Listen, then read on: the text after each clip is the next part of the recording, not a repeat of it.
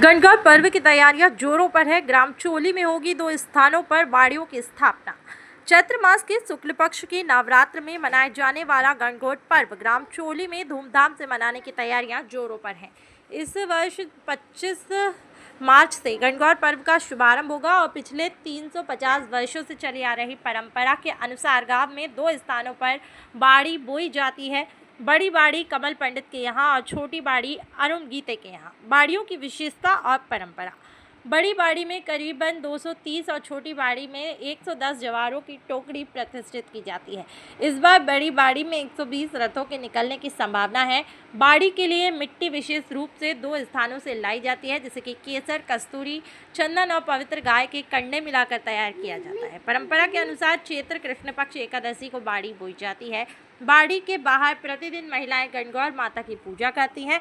रात्रि में झालिया गीत गाकर तामूल प्रसाद वितरित करती हैं।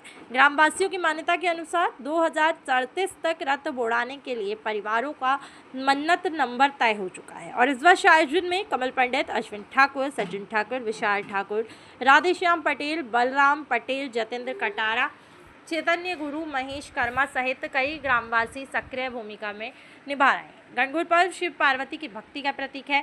ग्राम चोली के प्रसिद्ध ज्योतिषाचार्य पंडित जगदीश पारासर के अनुसार गणगौर पर्व निर्माण का सबसे बड़ा लोक पर्व माना गया है। गणगौर पर्व शब्द गण भगवान शिव और गौरा माता पार्वती से बना है। इस पर्व से किसी विशेष वैदिक मंत्रोच्चार की आवश्यकता नहीं होती, बल्कि भावनात्मक रूप से जोड़कर भक्ति की जाती है।